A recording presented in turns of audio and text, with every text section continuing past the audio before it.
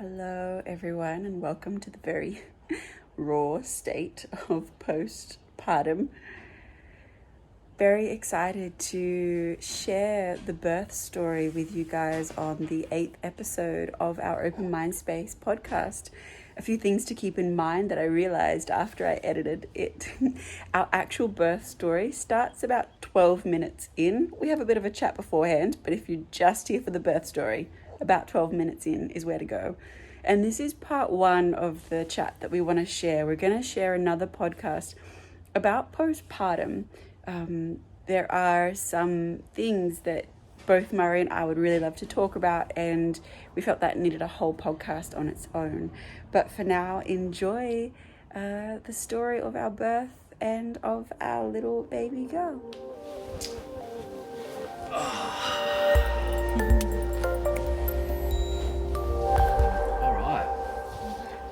We're back. Welcome to the Open Mind Space podcast. It's been a little while since we've done one. It's been a moment. Some things have happened. A month ago from when we're recording this, so on the 27th of December, we had a baby girl. Yay! So the last podcast we did I was pregnant, and we were sharing how we met the energy of our baby girl before she arrived. And we'll note that if you hear any squeaks or noises, she's just to the side. She's just over there. And so in the last podcast, Murray kind of dropped, we edited out her name. So as a little recap, a few months after we met, you had a vision, you met the energy of our little girl, and she gave you her name, which we can now share. So, her name is Sophia. Sophia. Yeah. Sophia Aya. So yeah, I went on a little bit of a journey, discovering all origins of Sophia, and it took me on one hell of a rabbit hole, one hell of a journey. Yeah. So originally, where I landed to begin with was the ancient texts of the Gnostic and the ancient texts of some Egyptian background, and it's related in a lot of their texts, this word Sophia, and when you dig further, that word has a connection to the beginning of creation and what it is. So before there was anything, there was just space. There was absolutely nothing. Before there was anything, there was just a single vibration, and that vibration was a feminine energy, and it's written in these texts and related to as Sophia. And the story goes, and it's a pretty cool story, and the further I went, it was just mind-blowing, the adventure I went on with this discovery. And so she created a male version of herself, and that was the doer and the creator. So, and it's so funny how this just relates to even today, really, doesn't it? So evident. So this male energy went out and began to create everything that we see, and then had the realization and the spike of jealousy that he was still second to this hierarchy of the feminine energy, and set out to destroy her. So she disappeared and hid herself within the plants. And there's a lot, and then you can dive deeper. I went down that rabbit hole as well, and then it's not surprising that a lot of people turn to the medicines of the plants to receive healing insights, connection. And you look at even the plant of ayahuasca, when they're talking about that plant, it's a feminine energy that you're experiencing. The Great Mother actually is sitting there with you. So that's where I ended up. That's as far back as I could trace that name, and which is a long way. It's a long way back. So the name felt significant then, and then once you had brought that name up, it was just popping up everywhere. There was no choice in the matter. Like her name always was going to be. Yeah, we actually did not have a list of names. No. Just one name. That was it. It would have been funny if it was a boy. Yeah. If she was a boy. If she was a boy. Sorry. Yeah, at the time of recording this, it's been 4 weeks. 4 weeks. Since she was born. So the intention behind this podcast is to share her birth story. All of ours. Birth story. I'm actually really excited to do this. It's like prior to all of this, my understanding was that I had no role. That my role was just to sit in the corner and like be yelled at. Yeah, like you That's wouldn't kind of how you wouldn't like me, and Yeah. there'd be doctors involved doing some pretty outrageous things, and it'd be a really traumatic experience. Yeah, that's how society kind of, and movies and everything just sells it. A woman sweating and yelling, and a man just kind of standing to the side, being Passing nervous. out. Yeah, passing out or being yelled at. And that was not our experience. Not at all. No. I mean, there was some noise and... Yeah, definitely. But I think I'm really grateful for how we were set up, thanks to the support team that we created around us. So we did a hypnobirthing course with Lauren from In Birth and Beyond here in Newcastle. We'll give all that information. Yeah, and the hypnobirthing course was great. I think we had a lot of those techniques already from our experience in yoga and meditation. Totally. But what we learnt about the physiological processes and about choice, that was really empowering. Let's sort her out. Bubba's on. Take a short break. Short break. Little pause. Little pause. Here's the beautiful Sophia. Yeah. Just needed some cuddles. So we were talking about the support that we created around us going into birth. So the course that we did, the hypnobirthing course, which was great to understand physiologically what happens in the medical system, what our choices were. Yeah. Like that education was super empowering. And the fact that we actually do have some choices. Yeah, which I was actually quite blown away by the whole medical system around the idea of birthing. That and the more I looked at it, I realised that this Western culture has fully removed the power from the mums. There's this the women, the women. There's this belief that they're actually not capable of giving birth, and that they actually need like it's a medical procedure. There's something wrong with them, and they need a doctor to fix it. That's what that blew my mind. Yeah, it kind of instills a bit of fear. Yeah. Yeah. It was really interesting to start learning different aspects, like the cascade of intervention. There's a whole area, and if you're going to go give birth, then I strongly recommend doing your research or doing a course, like a hypnobirthing course or something similar, to become educated so that you can make choices that align with you, because there are so many choices to be made, and the choices that we made may not necessarily align with everyone, but we knew the options so that we could make choices that felt best for us. And that the actual birthing partner, the male or the partner, support person, the support person, the partner, the one that isn't pregnant, should understand all of this as well. That there should be an education program, so they know what they're meant to be doing, so they understand the choices that need to be made, and that in the moment that they have a right to speak up. Yeah, absolutely, because once we were in the throes of it, knowing that you fully understood what was going on and that together we had discussed our options, that allowed me to let go of thinking and just fully be in where I needed to be, instead of trying to think and respond. And I knew that you had it. So it was really valuable. It was really cool, that actual birthing course, and then the more research we've done actually, like I've going into it after doing that, I felt like empowered. Instead of walking in like I've got no clue what's about to happen, just walking in clueless and just allowing whatever they were going to do to happen.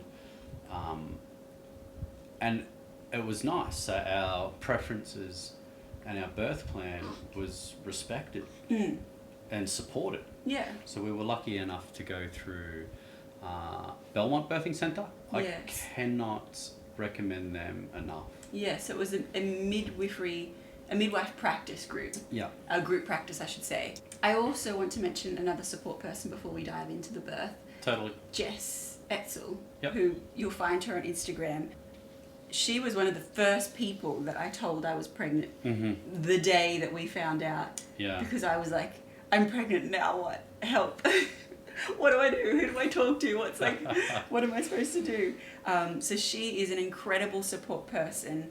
I highly recommend her for anyone who's pregnant, and for me in particular, being pregnant and having no idea about pregnancy, because I'd never been around pregnant people, hadn't been around babies, didn't really care about pregnancy, or it wasn't high up on my priority list, so I hadn't really researched it, or she just walked me through step by step and just gave me the little snippets of information that pertained to me at that point in time, instead of overwhelming me with a whole bunch. She's incredible. So I highly recommend her. And even afterwards, I reached out to her because I fully wanted to support Renee postpartum as well. And I think that that's a really important time as well. There's like, for the mother, there's like this period of like going through the experience of the cross worlds, right? Like life and death, and the letting go of the old and something new coming in, and it all happening like that.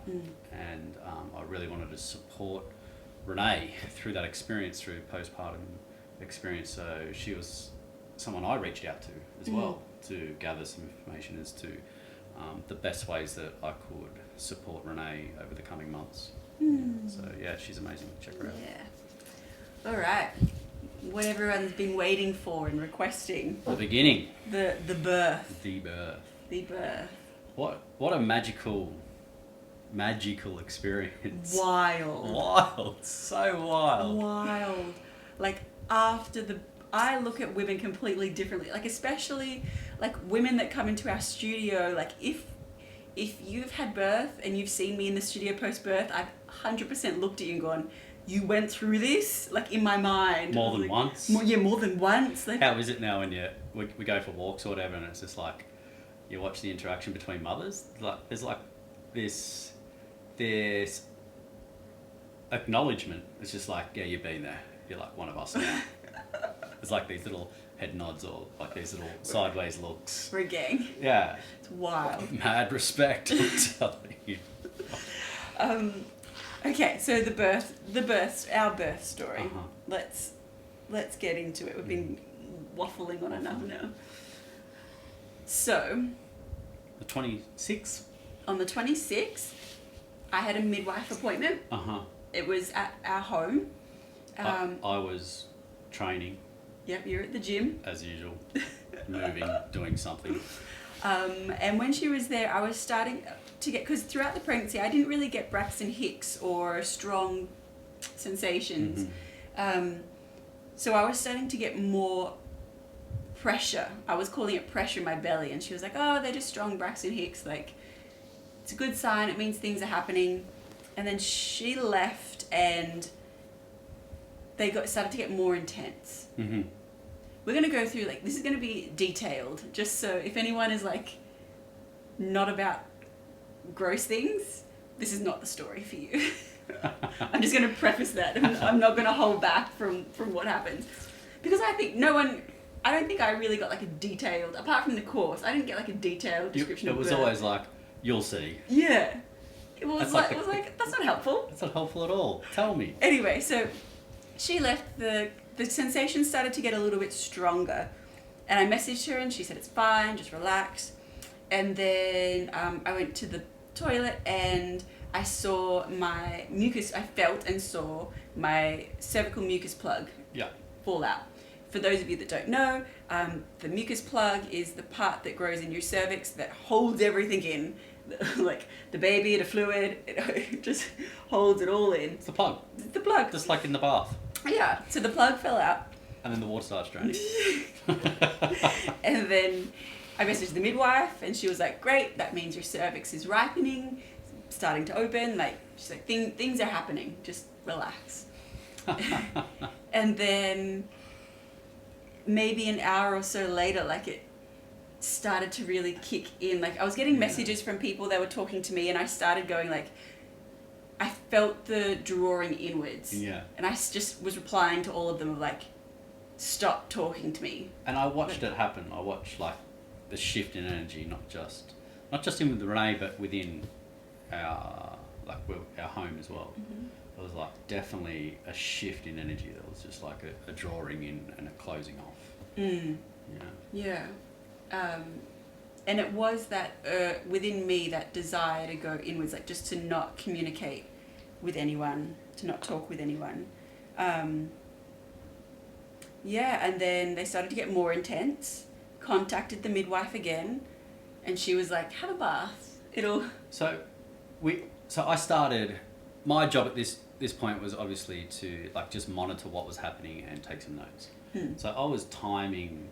I had my stopwatch and I had a pen and a notepad, and I was just writing down how consistent the contractions were, and we were having like three to four contractions in a 10-minute period. Right from the beginning. Yeah, so contacted the midwife and she said, have a bath, it will calm everything down. We're having 3 to 4 expansions, yeah. She said, have a bath, have something to eat, get some sleep. Have a sleep. In the morning, we're going to be... In the morning, we'll probably be talking about having a baby. We certainly will be. So I went and had a bath, and that just ramped everything up. It's meant to calm it down. She goes, run a warm bath and put her in it. That should like calm everything down. No. Nope. Ramped everything. So I had dark bathroom, had fairy lights, nice music, and it was just, it was ramping up. But what was great was you were there, you were making me like smoothies and drinks and making sure that I was staying hydrated, and it was, and that went on for a few hours. I feel like I was in the bath for a couple of hours. Yeah, so it would have started, so it hit the bath about 6 o'clock. Just towards evening. Yeah. So we did that for a little while, and then after a few hours, like probably like by 10 o'clock. Yeah, I had a couple of conversations with the midwife through that period, and they just... So the reason I mentioned the 4 expansions within the 10-minute period is because this is what was looked for. So we try to stay at home for as long as possible before going to the birthing centre. Yeah, so our idea was to do as much as possible at home before going up there. And what they look for is the four expansions within a 10-minute period, lasting 1 minute each. Yeah. And that is usually a good sign that you're getting close. Yeah. And we had that right from the very beginning. That was where I started. That's where we started. So it was a few hours of that consistently, and it was when my noises started to kick in. Like I started to not be verbal. It was more like groaning and not really wanting to talk in between. And and then I rang the midwife again. This is probably about 11. Ish, you were the timekeeper. It was probably 11:30, and I spoke to one midwife, and she said, "All right, I'm going to get your midwife," because she was at home sleeping. She was on call. She says, "I'm going to get her to call you and have a chat." And she rang, and I explained the whole situation, contractions within 10-minute period, all the things, and then she could hear Renee in the background. She goes, "Are you right to get up to the birthing centre now?" I'm like, "Yeah, we can get there, maybe like half an hour, something like that." So off we went. So I sit in the car, had my blindfold, had the music in my earphones, contracting there, and my little phrase throughout this whole thing was, this will pass, because everything passes. Like that, in all the practices that I do, it is a deep knowing within me that all things pass. Yeah. Like this will pass, and that's something that everything passes. Nothing is permanent. Never. Nothing is permanent. So that when the contractions started getting more intense, that was what I kept on saying internally and eventually externally, of like very externally. Of this will pass. This, because I knew it would pass. I knew the whole experience would pass. Totally. But right at the peak of the contractions is very intense, and you feel like it's going to be forever. Strong sensation, and it's really interesting. Like, I think it was only like 4 weeks ago. I know that they were intense, but I cannot describe the sensation because my body isn't, I'm not remembering the sensation. Like, I know that it was intense, obviously around my stomach, uterus area, but I wouldn't be able to describe the sensation because I don't quite remember, other than it being intense. Yeah. Yeah. So we made it to the birthing suite, jumped in their big bath, and then it was just hours of contractions. Yeah. And it was probably around, so we would have been there for maybe 3-4 hours of like four contractions in a 10-minute period at the birthing center. It got to about 4 a.m, and there was just like a shift. Everything just sort of stopped. Yeah. Well, didn't really stop. Our energies sort of, there was like a drop in energy, and there was just like this, maybe a little bit of a disheartening feeling. I was super disheartened. Yeah. Because I would just every now and again, because I would be in the sensations, but every now and again I would look up to the clock and see the time going by and seeing it become morning. Because at home everything was so intense, I thought it was just, it was happening. So yeah, it was starting to get really disheartening, and especially when the midwife was doing, at my request, was doing cervical checks. And so yeah, at that point when, and I felt a shift in the room, and like even and it's quite unique looking back of it. Like I see it now as like it was exactly how it was meant to be. There was like that period that it's like have a rest. You both need a rest. Everyone needs a bit of a rest because it's almost game time. So just have a rest. But at that point there was definitely there was like the request from Renee, and we had a little chat, and then the midwife done a cervical examination. And came back with some disheartening news. Yeah, it was like 4 centimeters dilated. After 10 hours of labour. Yeah. And that's like that was part of the education we had beforehand. Of our support team was saying, like, just really think about whether you want to get what that number will create for you, because it doesn't necessarily mean anything. Exactly right. But just think about what it will create for you before you ask for it. And I also think that's the benefits of the birthing partner also having that knowledge. Yeah. So when Renee received that information, then I was able to like be with her and explain to her that it doesn't mean that things aren't happening. Yeah. It's just like, this is where we're at, and everything, you're doing fine, everything's going to be okay, we're getting there. Just use this downtime as a time to rest. Yeah. We'll be there soon. Yeah. So, it was trying to not take it on board too much, which at the time was challenging because everything was so intense. Like, the sensations were so intense, and then to be told you're 4 centimeters when the aim of the game is 10, for those who don't know. Or 10-ish, yeah. So it was challenging. And then I was just getting this story stuck in my head of, what do I need to do? What am I not doing? I couldn't think straight, but I was trying to think of what are the optimal birthing positions and for the people that don't know Renee that well, she's a thinker and she'll figure it out and then do it. And it's times like this that it's like You can't think your way through birth. Think your way through this stuff. You cannot think your way through birth. You just can't.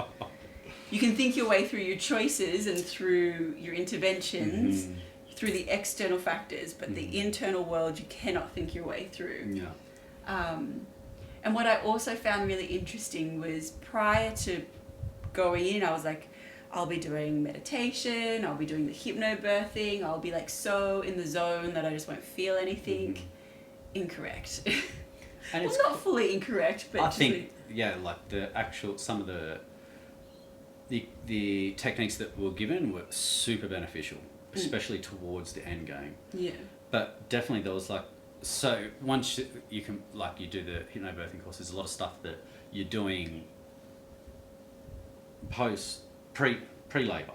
So there's heaps of rebozo, perineum, massaging. That was all incredible. Incredible beforehand. So the rebozo is a technique you start using whilst in pregnancy because it releases the pressure off like all the ligaments, everything. And the stomach. Feels amazing. But the idea is to also use it whilst labouring, whilst having contractions or expansions. It's like a really good. It just helps relieve some of the feeling. Not for us. So we tried it, and Renee just went, "Don't stop doing that." Yeah, there were a few techniques that you tried that I was like, don't do that, which is quite unique. And then it's just like, well, we still have our practice and the information that was delivered in that course. You know? So when we kind of, I think I had like 2 internal examinations, and I think it went from like 4 centimeters to 6 centimeters, and in hours. So probably like 4 hours or something. Yeah. So there was only like 2 centimeters change in 4 hours, and again, it was trying to accept that was fine, but it was also feeling disheartened because it was still really strong, and I was getting a story stuck in my head that I couldn't relax. Like that, in my mind, the sensation in the body was there was this energy flowing through my upper half, but it was getting blocked at my hips. Like it was like there was a wall at my hips, and I just couldn't relax. It felt like I couldn't relax my pelvic floor. I couldn't relax my cervix. All of that energy down there, I couldn't soften it, and I was trying to figure out how. Like there was the thinking again of like, what techniques do I know? How can we do this? How can I relax and soften? It was frustrating. A bit frustrating. Then it was nice. So in the birthing suite, there's a bath, and in the early hours of the labour, the bath kicked it off. Was quite intense whenever you're in the bath, but then towards the end, it was actually where we found rest. So she was able to enter into the bath, and then the contractions would sort of stop pretty much, which was really nice. Yeah. So it was a relief. Yeah, it was a time where we could just have a rest. Both of us could just like, she would rest, and I would go make a coffee. Coffee at that time at 4 a.m. doesn't really work. After you've been up for a while. Yeah. So then we bailed on the bath because the midwife was like, all right, things have stalled, we need to get them moving again. Went onto the bed, and she showed you some techniques, spinning babies techniques, I think. We're positioning my body. Yeah.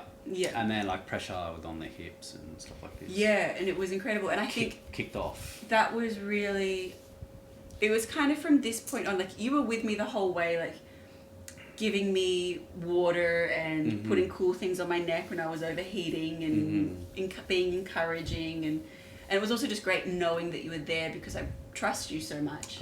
But it was from this point on where it was kind of like it felt like you were doing it with me. You were physically helping me. Like it wasn't just my body going through it. You were holding my leg up or pushing certain pressure points, or really kind of shifting things around. It was like I could hand over some of the physicality to you, which was good. And that was, I think, when it really felt like there was the 2 of us doing it instead of me just doing it and you sitting on the sidelines with pom-poms. Like, yay, go Renee! And it was probably about... Kick it to me. Yeah. Somewhere in those wee hours where the midwife was like, do you want gas? I don't think I even hesitated. I was like, yes, get me the gas. So that wasn't the wee hours at all. I think I'm so glad I have the concept of where we were at time. So the sun was up by this. The sun was well and truly up. It'd been up for some time. This was about maybe 8 o'clock in the morning. Oh, really? Yeah. Okay. Yeah. So about 8 o'clock in the morning. Okay. 7:30, 8 o'clock in the morning. 7-ish, yeah, sure. One hit on the gas, she just went, and then obviously there was something in it that gave your body permission just to relax. Yeah. And then the noise shifted completely. The noise that started coming out of you it just changed. Yeah. It felt and I suppose sounded more primal. Yeah. Started going, like that was when, that gas kind of did give me permission to relax or helped me to relax. And allowed that more primal energy to start to come through. Yeah. And it probably would have been not long after that there was a midwife switch, because our midwife, bless her, was also very tired. Been through it, and so that experience, when she came in, she said, and she just explained to us that she needs to go home and get some rest, and they've found another midwife to come and help. So that night, when we started going into labour, there was 4 other ladies all due around the same time, and this is 2 days after Christmas. So it's like everyone held off. And then one by one that night they all went. So at Belmont Birthing Centre, there's only 2 suites. Yeah, they're only set up for 2 people. 2 people at a time. 4 of them kicked off that night. So we were lucky enough, we were the first people up there. We got a room. There was someone in the room next to us, and there was 2 people birthing at home.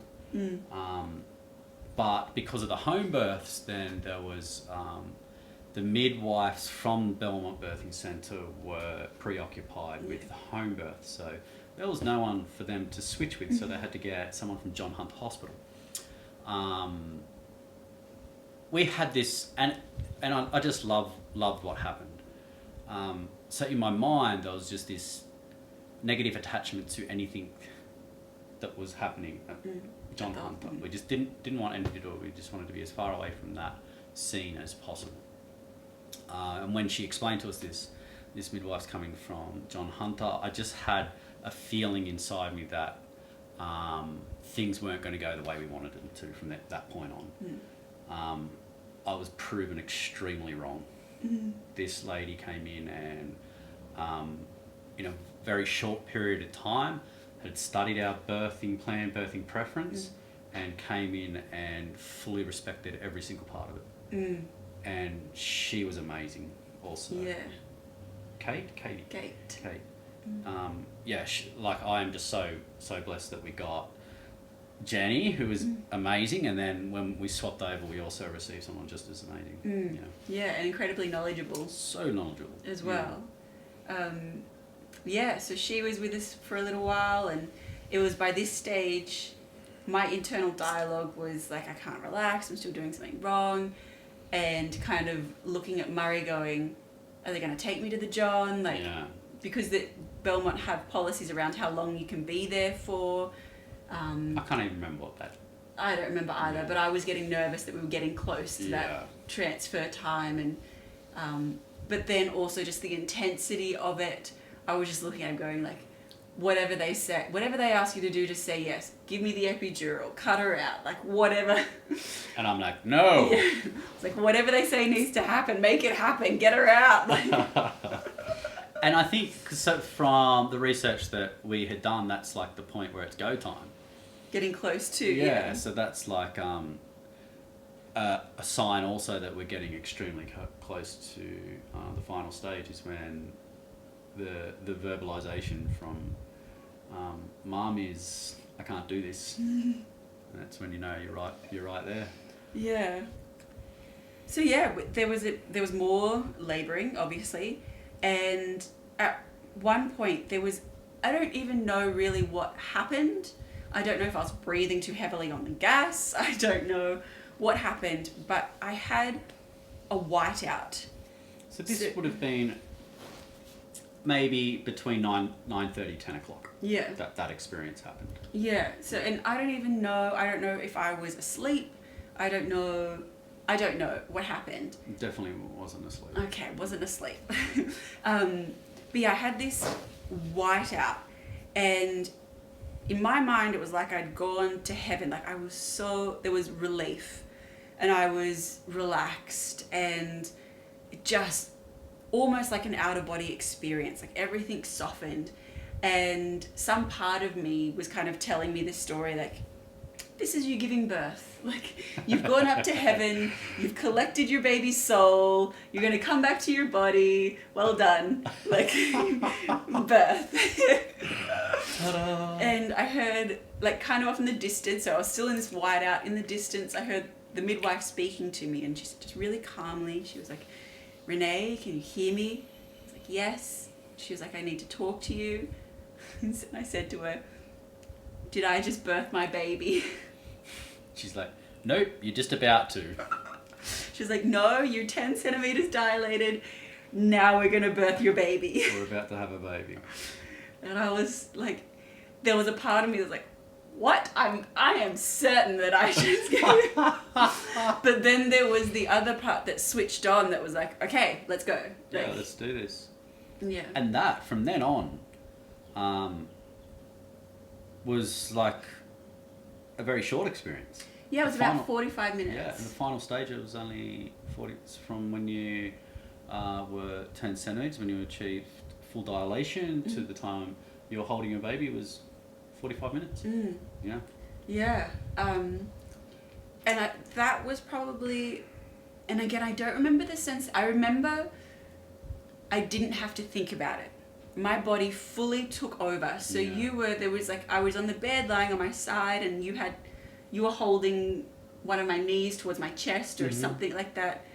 And my whole body was convulsing. Yeah. Like, I had no say in the matter at all. And the way I can kind of describe it is like, sometimes when you vomit and your body heaves up and you feel that all your muscles kind of pushing it up and out.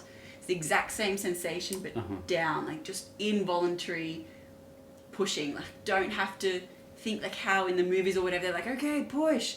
Like, there was none of that. Like, I didn't have a say in it. My body was just doing it. So that was intense. Like, there was a lot of that, and I felt all the pushing, and I felt that all of the things were coming out of everywhere Because they were. Yeah. No airs and graces there. None at all. But again, I was so in this, I'm going to call it like a little cave of power, like so in this primal space that while I was kind of aware that there was maybe like poo or something coming out, I also wasn't aware. Like, there was maybe like some super vague, like off in the distance, like what was that? But right in the center where I was, there was like just that power like rising up. Like it was just this pure raw energy. Like, that's what it felt like unadulterated energy that wasn't filtered by thought or social conditioning, or it had no filters around it. It was just like raw energy, like just untapped energy that was moving through me to get this baby out. Nice. Yeah, it was, that's the only way I can kind of describe it. It's just this power that fully takes over the body, my body. That was my experience. And the body would convulse and push, and the midwife got me down off the bed and got me onto, I was leaning on the bed, but I was kneeling. Yeah, there was like a little contraption we were using. There was like a foam thingy for squatting. Right. Yeah. Okay. we had some things. Yeah, see, that's why this is good. There's both of us telling the story, because 1 minute I'm on the bed having a white out, next minute I'm kneeling having a baby. Like, but there was a lot in between there. There were some things happening. Yeah.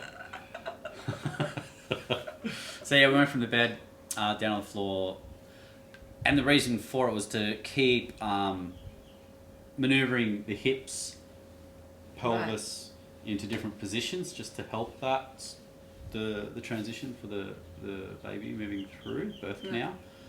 So it went from like squatting positions, like leaning on the bed and then turning around, and then down onto like a mattress on the floor, doing like low lunge positions backwards and forwards. And so I was down on the ground, me, you, the midwife, and so incredible. It's like just to witness, like at the very end, like just the crowning of Sophia's head, like, and how just that innate knowingness of what the body was doing. And because there was times where I was like sort of communicating with Renee, because the baby sort of knew, Sophia knew what she had to do, so she would like come out a little bit, then come back in, and the full, like, you would see like the whole crown of her head come out and then just gently move back in. And then I was just like talking to Renee about that experience and just letting her know that the baby's taking care of her now, so just let that happen. Don't force this, just allow this to happen naturally. So the baby's like being gentle, so allow this to be a gentle experience now. You don't need to go full power now, just soften a lot. I think that was really important, that like I use the word coaching hesitantly, but like your guidance during that was really important, because I was kind of a bit not lost, but just in the throes of it, that I think I would have just kept pushing, like so I think it was really helpful, like you just going, this is your break, like don't push now, breathe, soften, all of the things that you were saying, like the baby's doing this, your body's doing this, let them do this, like and that sensation was really interesting as well, because in the logical part of my mind was kind of going, I'll feel her head crown like once, maybe twice, and then she'll come out. Whereas I don't think it was a lot more than that. Like I think it was like 6 or 8 times. Plenty. Where she kind of would crown and then go back and then go out and then come back, which is all part of the stretching and the opening, 100%. And exactly as it's meant to be. And then there was that full natural experience. Instead of forcing out. And there was the moment, I think it was probably like the crowning just before she came out, and there was a pause, so it was like the widest part of her head felt like crowning, but there was a pause, like I wasn't supposed to push. And I suppose that is the moment that I've heard women refer to as the ring of fire. But it was really interesting. I love my hairdresser and friend Taylor. She explained to me, and I love it because it actually really helped in the moment, because it's an intense sensation.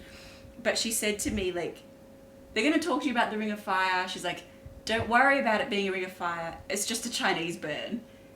And she was like, when you're a kid and you get a Chinese burn, that's it. That's all the sensation is. So when it was happening, it was intense. And I was like, please don't leave me here for long. But then I just remembered her saying, like, it's just a Chinese burn. And that made it really light. And I was just like, shit, it is. It's just a Chinese burn. That's all that's like, that is all the sensation is right now. It's just like a strong Chinese burn. Don't want to be here forever. But like, and that just kind of made it lighter. And then, And I was down the business end. You were down the business end? Watching Sophia enter the world, and slippery little sucker. She, like, the head popped out, and then the shoulders, and then it was just like a rush of all things wonderful. My daughter, and then all things wonderful.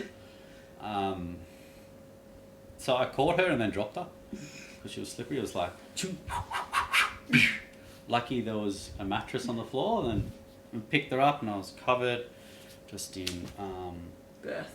All of it, the whole experience, and then because when she was born, she did her first poop as well, so she had that the exact same time. Yeah, so all that meconium. Meconium, yeah. So meconium and fluid and everything. Blood and everybody's poop and birth juice from my hips up. Wearing your space shirt. Wearing my space white shirt. At one point in the birth, I did look at you and it clicked that you were wearing your white shirt. It's like, why are you wearing a white shirt? I like to live dangerously.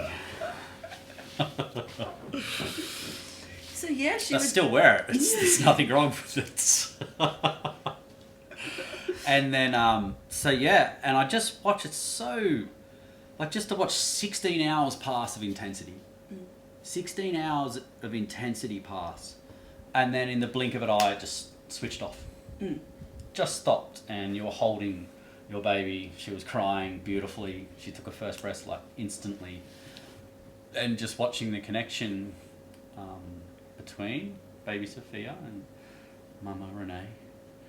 And watching like the midwives continue to respect our preferences of allowing the natural connection between the baby and the mother, of leaving the umbilical cord connected to the placenta, birthing the placenta naturally, at least giving us 1 hour for that to happen naturally. It happened quite quickly.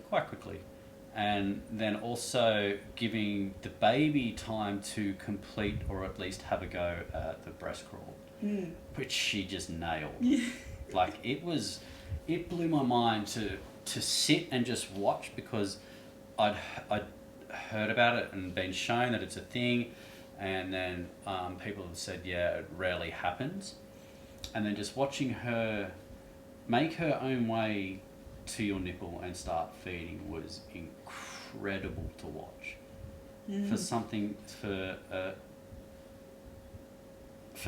that just has, like, it can't fend for itself, can't do anything, can just breathe, that is all, somehow knew how to make its way to, and that just blew my mind. It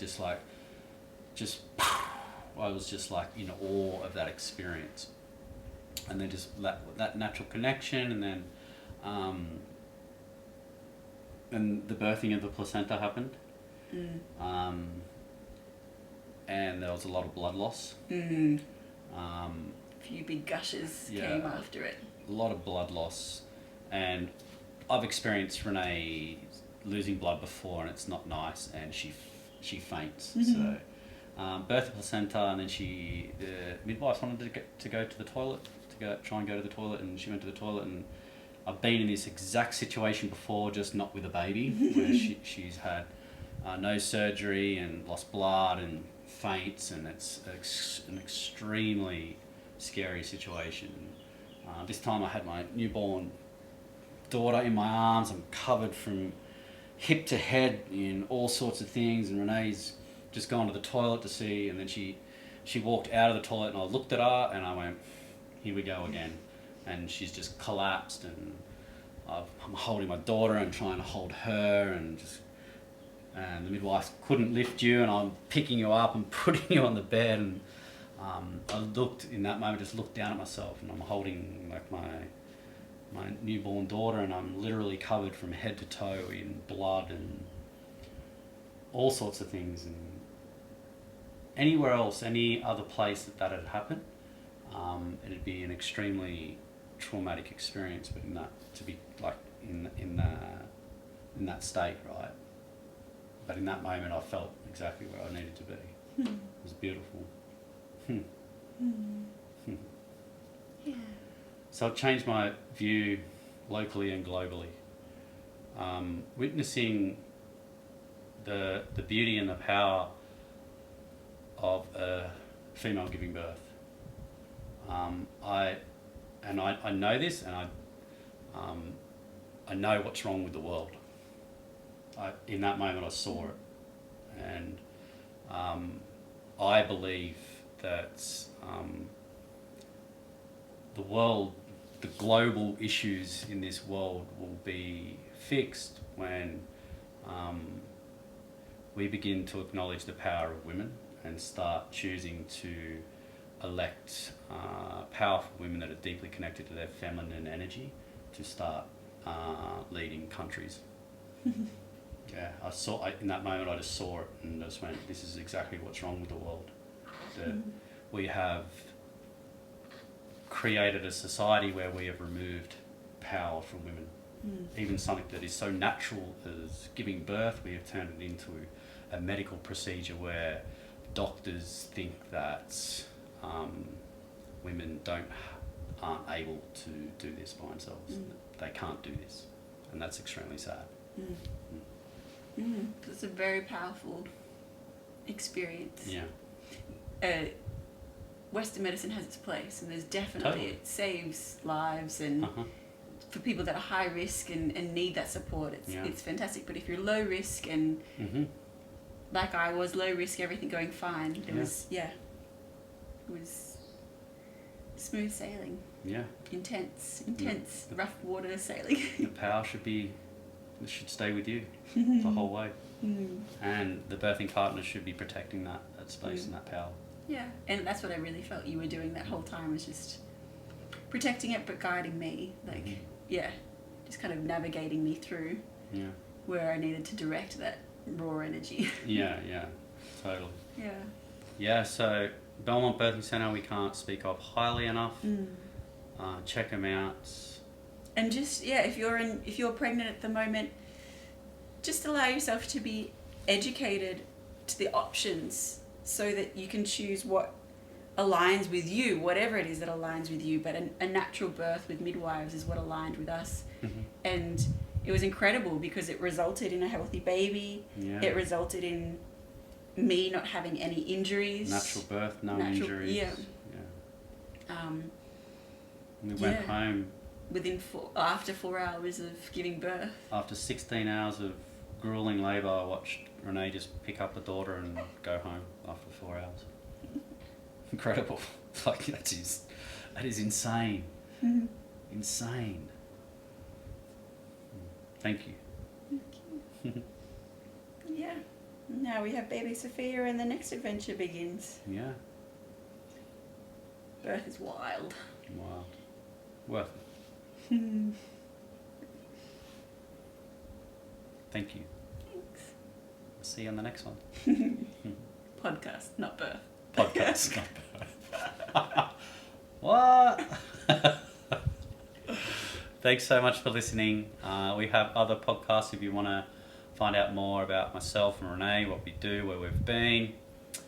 Check it out. The Open Mind Space, online, courses, meditation, yoga, in studio, Broadmeadow, Newcastle, courses, and, meditation, online, yoga. There's opening portals, which is pregnancy specific. That's prenatal yoga and meditations that can be yours to keep. If you want to chill out with me when I was pregnant. Epic. Epic. Thanks so much. Thank you. Take care.